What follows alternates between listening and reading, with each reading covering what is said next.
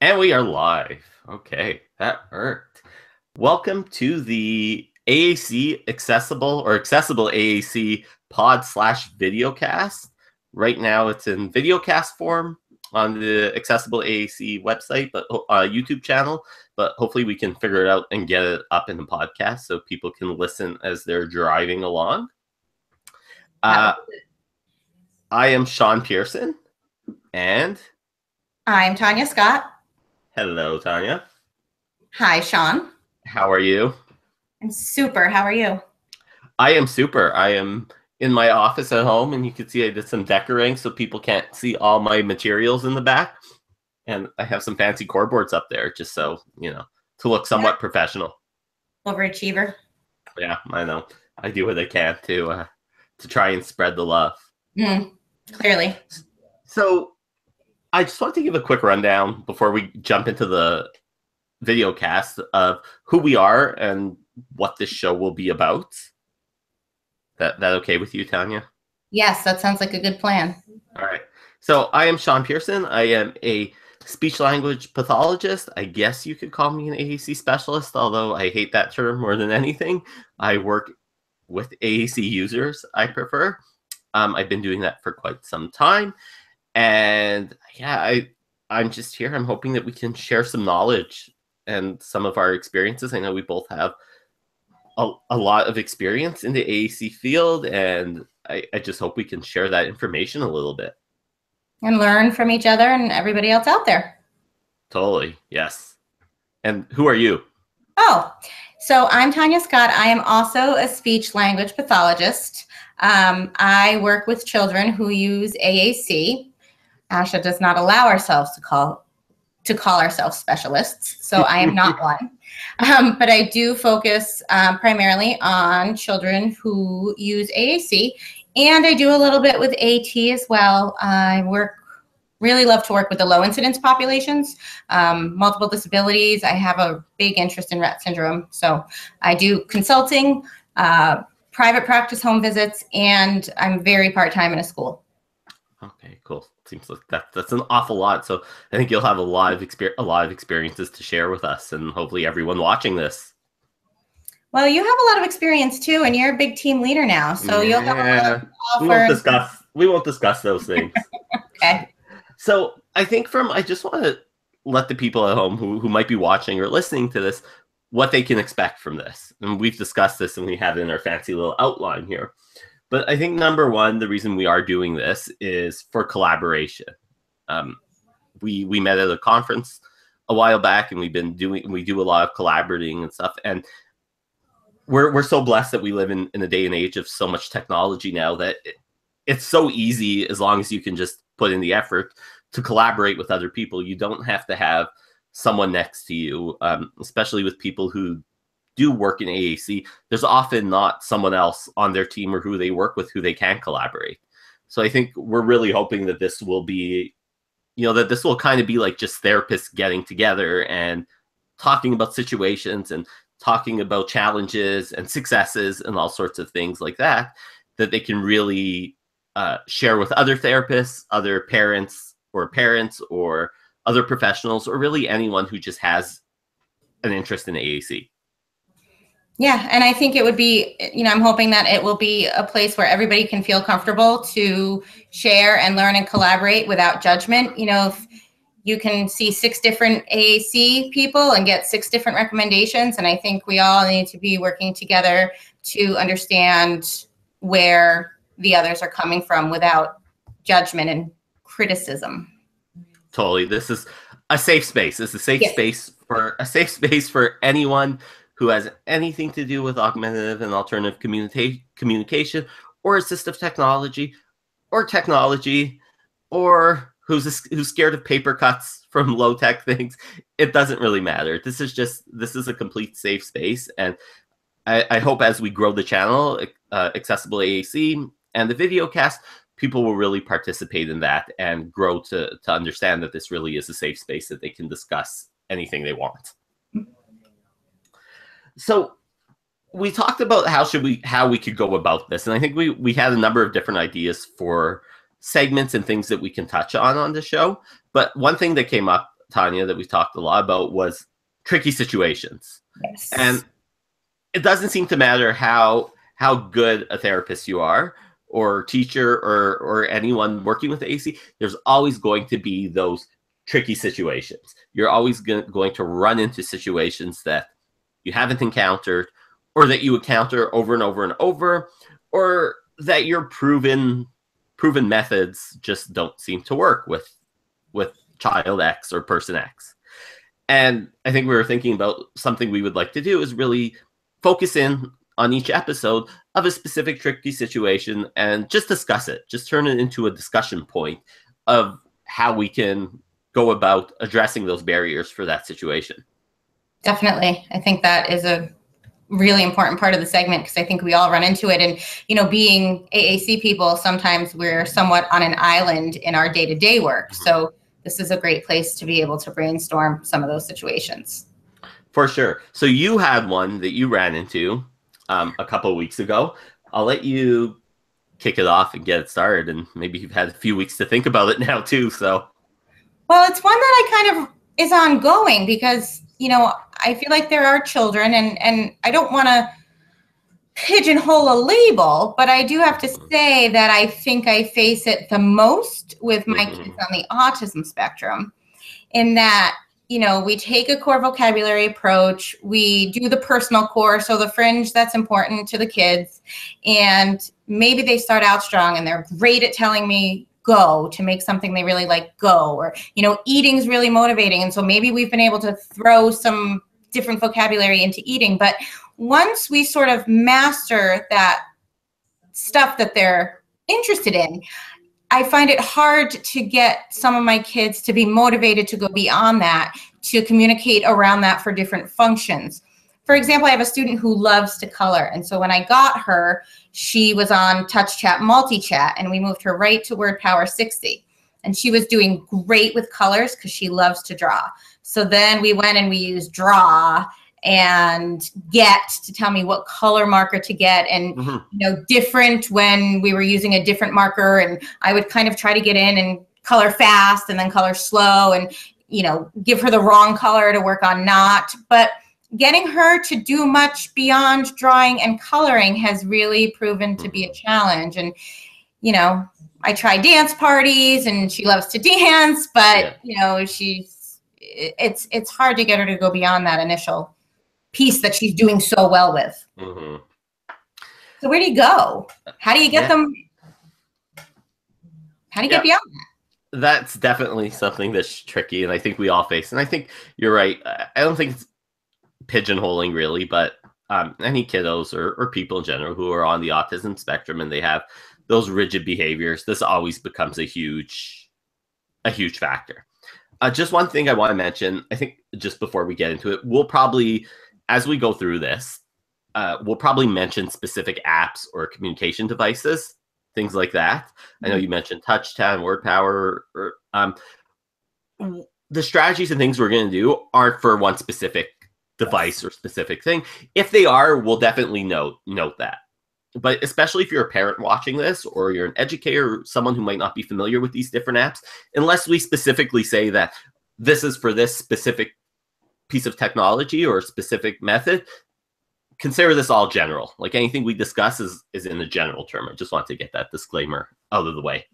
And along those lines, if we mention something, it doesn't necessarily, we're not here to endorse any single app or any system. We are AAC agnostic, and we do our evaluations and determine what works best for a child. So anything that we mention is not an endorsement. It's things that we are using. Yeah. So thinking about your question and about your situation, I obviously go through this a lot. One thing I always really try and take it from is I come from very much an early language stimulation, early language background when I first got started. So working with a lot of late talkers and, you know, kiddos who just require early language intervention strategies. And one of the main things really with that I find, you know, you do a lot of that is, what are they motivated by? Right. And And it becomes tricky because when you look at, I always tell parents, like, think like, what are you motivated by? If you're really into baseball and someone starts talking to you about baseball, you're going to have this great conversation filled with tons and tons of language opportunities and communication opportunities if you're talking about baseball. If you really have no interest at all in golf, okay, I always use golf as my example there. If you ask me to talk about golf, I'm not going to say anything. Exactly, right? So if I start talking to you about I don't know anything about golf either, about Tiger Woods and Jack Nicklaus and Arnold Palmer and stuff like that, which is the only 3 golfers I know, I could start talking to you about that, and it's going to be a complete one-way conversation. You're going to get bored, and you're just not going to like this interaction. Mm-hmm. And where I find that becomes really tricky with kids with autism is a lot of times it really is there's such rigid and restricted interests that they have. You know, they're maybe interested in coloring, but they're not interested in anything else. And that's where it doesn't matter if they're using AAC or they're not using AAC. True. You know, something I always tell other therapists is that there's no difference between how we do therapy with a verbal kid and a non-verbal kid. We're just using a certain set of technology or a certain system. Right. But the actual therapy, we're still following what's developmentally appropriate. We're still following, you know, specific guidelines that might be out there, like Brown's morphemes and all those sorts of things. You're still going to follow all those things. It's just the tools you're using are a little bit different. So when you're dealing with, at least I find, I really do try to do a lot when I have those kiddos, is a lot of playful intrusion and try and get myself in whatever they're doing. And this is what I do with verbal kids too. So if all they're interested in coloring, it's I try to think to myself, well, how can I get involved in this coloring activity, but extend it? And only if it's just like this much, like only if it's just extending it to the point where if they're just coloring on one sheet of paper, can I get them to color on another sheet of paper? Because even though that's not a completely different activity, I'm able to kind of get them to expand their activity. Repetition with variety. I mean, yes, exactly, right? Repetition with variety. And my hope always is to expand to the point that then we expand to something completely new and different. I don't know in your situation how much that helps. Like, can you turn coloring into a dance party? Like, you know, can you color and try and get the child or the kid over to a wall or a window? You know, they have those window safe markers now everywhere. So having like those window safe markers and going from, okay, you're coloring on a piece of paper to going over to the window and coloring all over the window, and maybe incorporate music into that. So you're kind of, you know, or just incorporating music into the coloring on the paper. You know, so really just thinking, how can you add more variety to what they're doing and sneak in some things there that aren't necessarily what they're really into, but trying to put that onto it. Right. I love the idea of the window markers. You know, I ended up with Crayola markers, and then I got the pipsqueaks so that we had some different language there. But I love the idea of the window markers, and there's so much just in that I feel like I can do. Oh yeah, totally. Have you, I know we made this outline a while ago, and it's taking the backseat as we get back into work and into the school year and getting this channel up and going. Have you had the opportunity to try anything different or new in terms of engaging or getting some sort of interaction going? We've moved to stickers. Oh yeah, and have stickers been popular? So I randomly tried it one day with her. So we had paper and we had markers, and then I pulled stickers into it.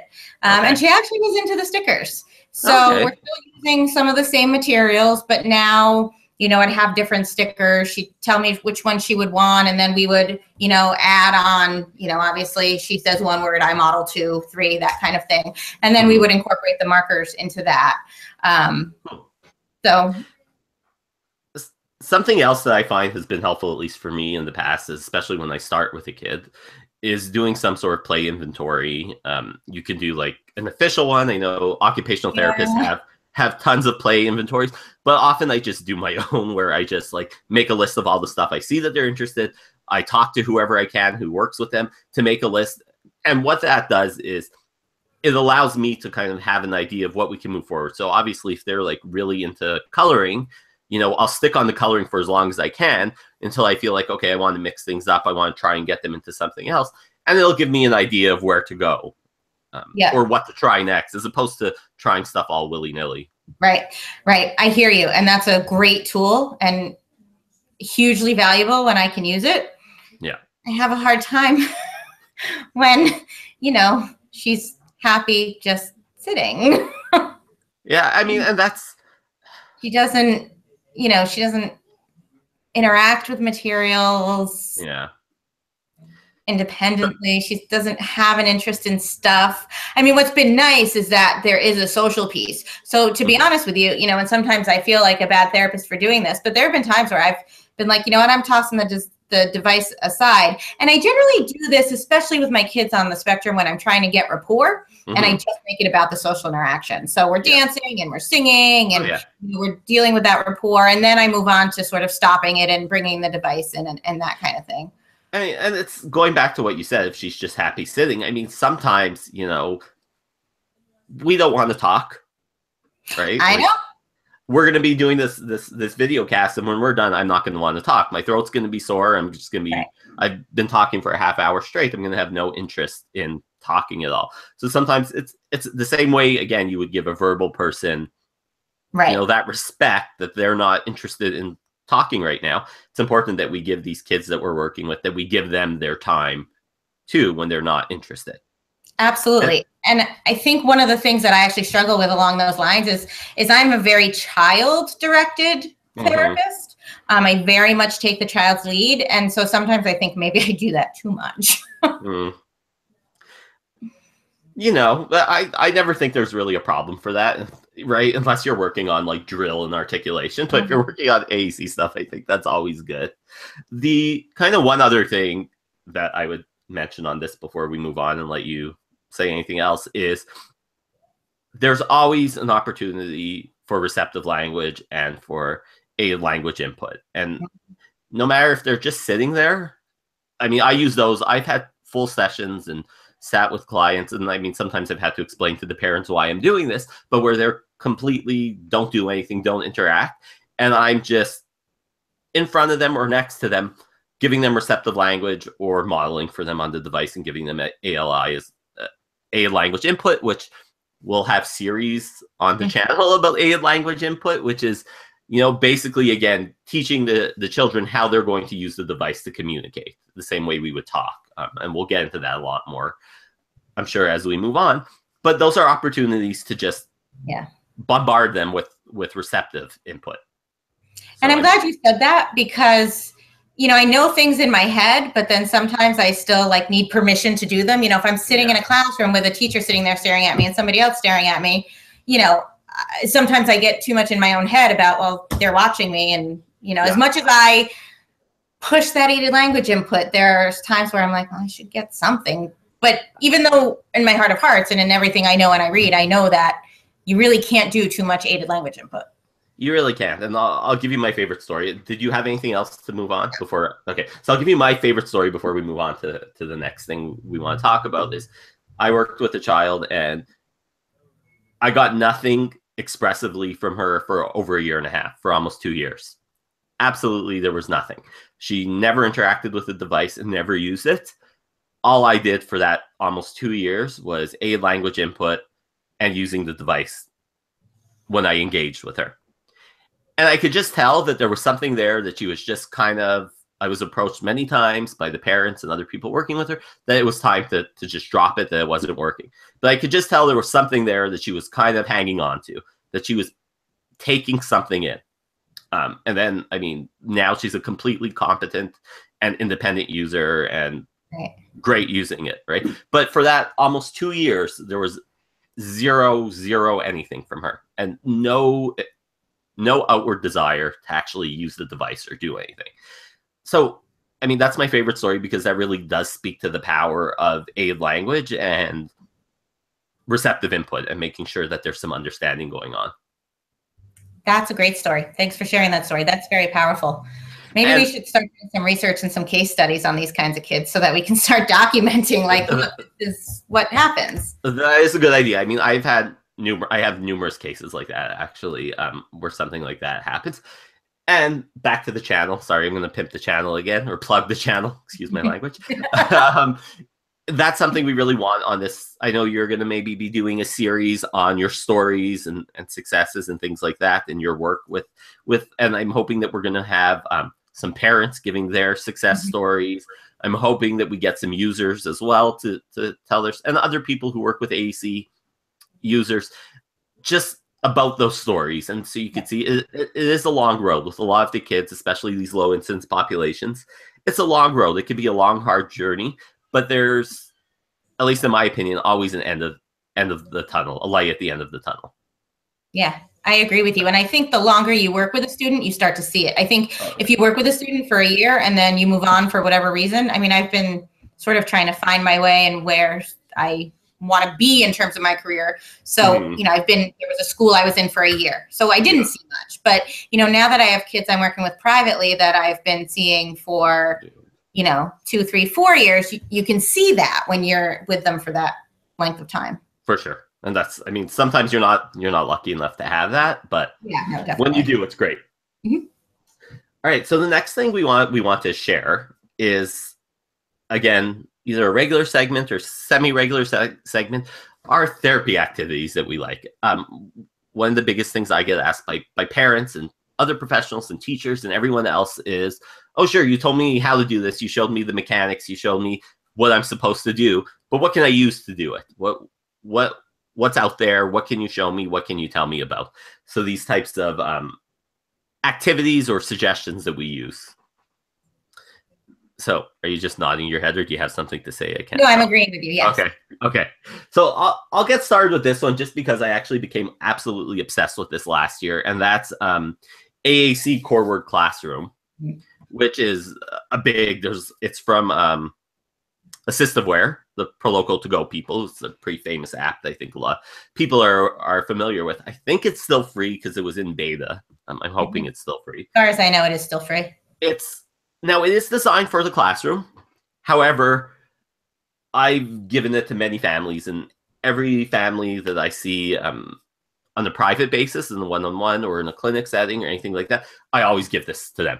I always have them go sign up, log on, and then I direct them to certain things on there. And what they've done on Core Classroom is they've come up with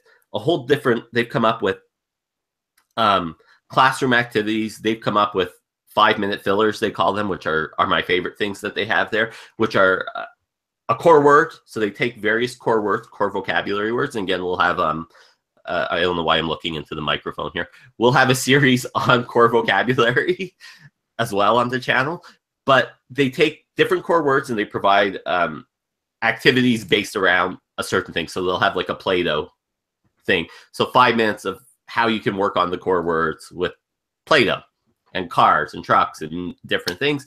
They have, for each core word, they also have various activities, 3 or 4 pages of activities that you can work on throughout a week or 2 weeks or 3 weeks with it. They have a whole bunch of other stuff. I saw a bunch of emails from over the summer about new stuff they've added as well. And it's all print-based, so it's all low-tech stuff that you can print up and just use. And they give you core boards, core vocabulary boards for any word you're working on. It'll be circled on there.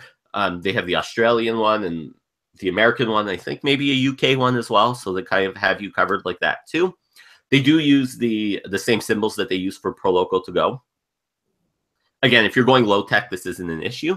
But you can also, I mean, there's nothing, I've used it with kids who use touch chat, who use various who use like accents and lamp unity, things like that. So I've used it with kids using any kind of communication system.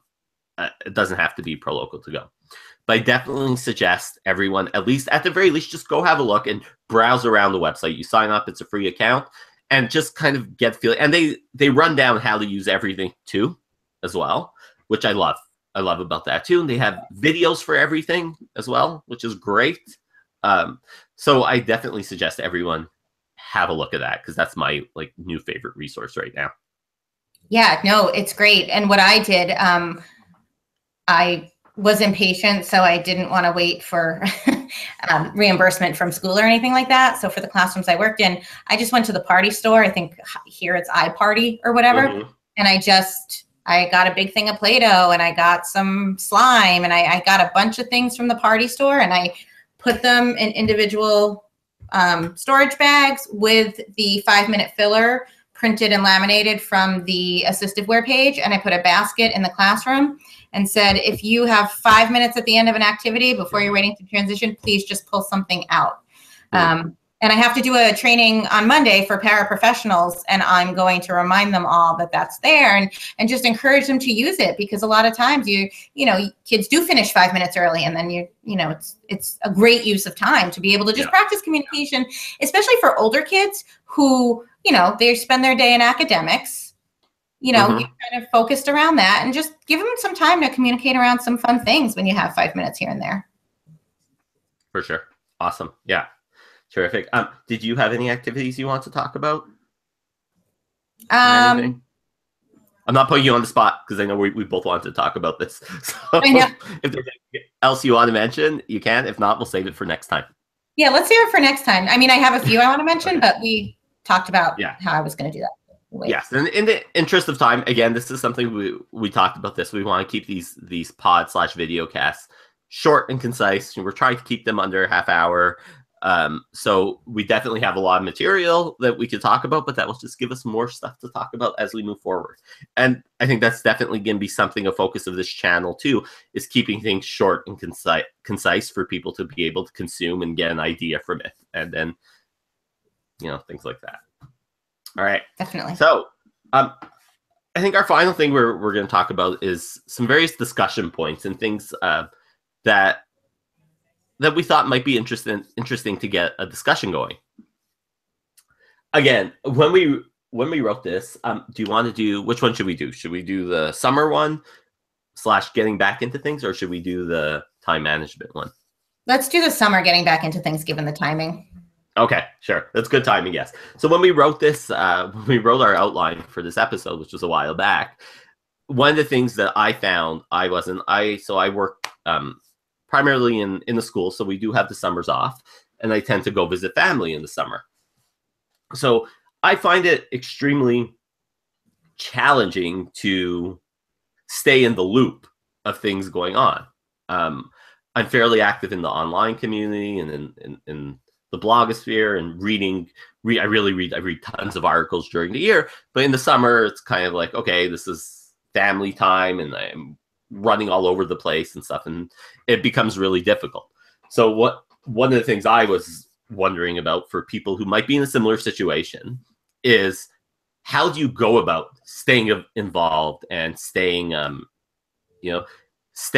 keep learning throughout the summer? I know this is always a big topic of conversation in the hashtag AT chat world on Twitter. Is always a big thing. So yeah, what do you do? Well, sadly, I work all summer, and I kind of envy you. So, nothing like some downtime.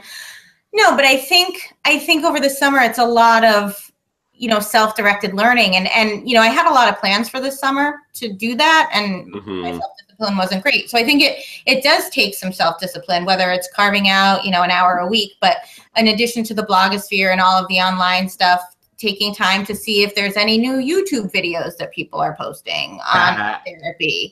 That's a good one. Isn't it? I think so. Yeah. I think it's going to be the new way to go.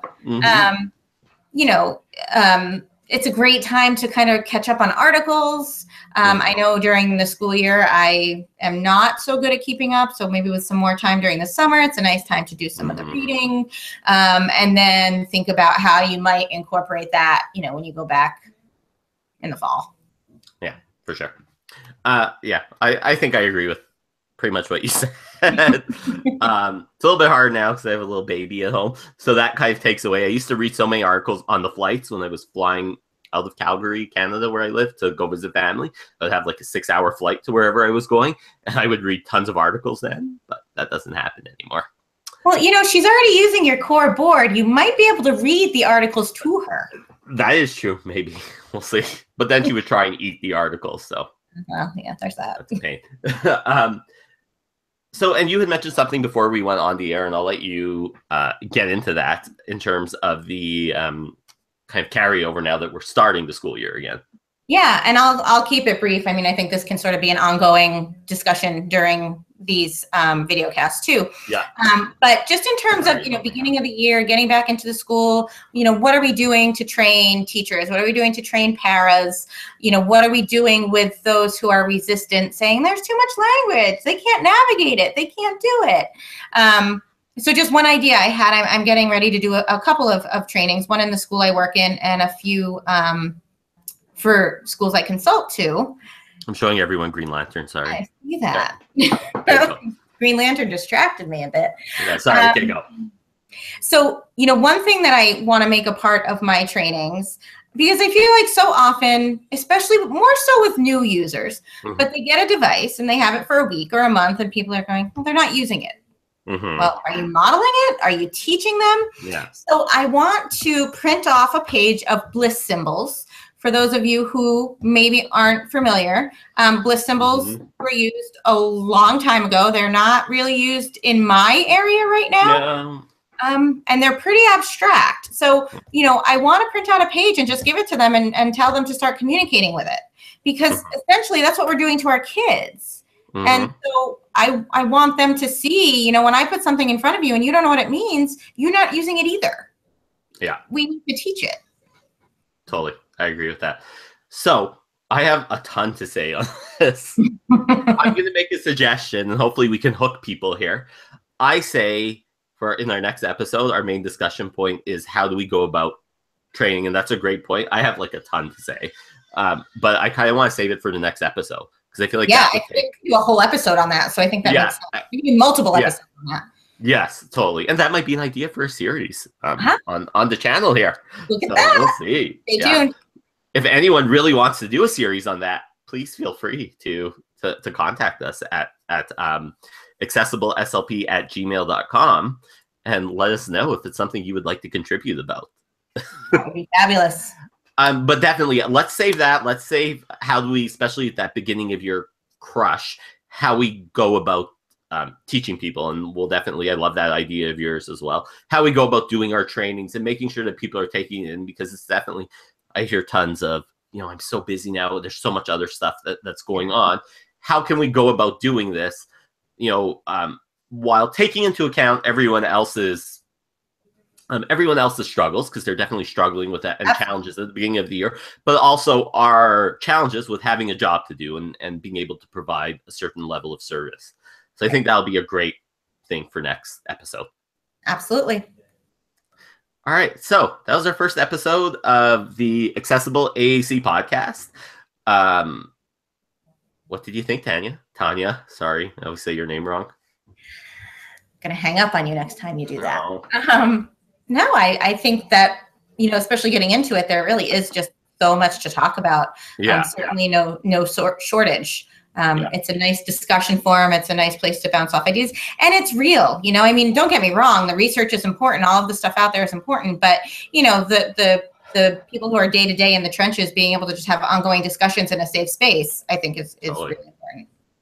And again, I think it was great. It was great having that discussion, right? It's like one thing I felt again, which is what we really want from this channel. It felt like a really natural back and forth conversation, right? Which is, again, we really want to simulate that idea is if you were sitting next to me here and someone else was sitting next to me, we would be having that back and forth.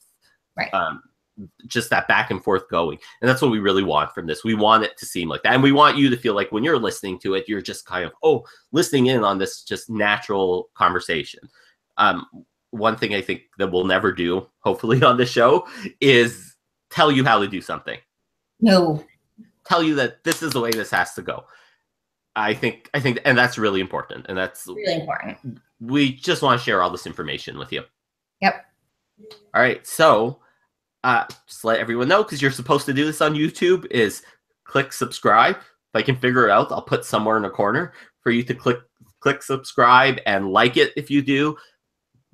Click dislike if you don't like it. Hopefully you do like it though, so you'll do a thumbs up. And keep checking on the channel. And I think we're thinking this will be like a bi-monthly thing, so like a couple times a month. Yeah, I think so, with some other things thrown in there. Yeah, totally. So thanks everyone for joining us, and definitely join us next time. Yeah, thanks. Look forward to seeing you next time. Bye. Bye.